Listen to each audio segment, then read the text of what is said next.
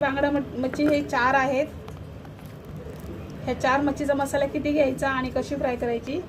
छोटा चम्मच आहे माझा, तर मी 1.5 चम्मच मीठ घेतलेलं आहे.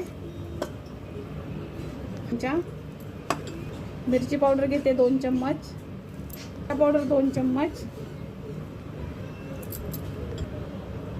धना पावडर 2 चम्मच, पेस्ट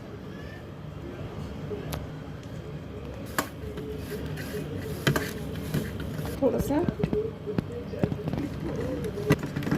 हे बघा मसाला चांगला मिक्स झालेला आहे. आता मच्छीला लावते मसाला. अशी मच्छी घ्यायची. मध्ये मसाला हे चिरामध्ये मसाला असा भरायचा. जेव्हा फ्राय होतो ना तेव्हा मस्त वाटते मच्छी खाण्यासाठी पण. माझा मसाला लावून झालेला आहे. आता मी फ्राय करते. आता मी तेलामध्ये टाकते मच्छी.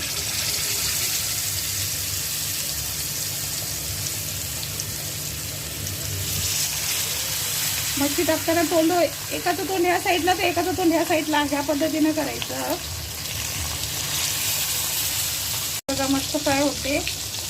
पलटी मारते. आता असा एक चम्मच घ्यायचा आणि या साईडनं असं पकडून अशी पलटी मच्छी मारा, म्हणजे तेल उडणार नाही आणि हाताला चटके बसायची पण शक्यता कमी राहते बरं का. झालेली आहे मच्छी फ्राय.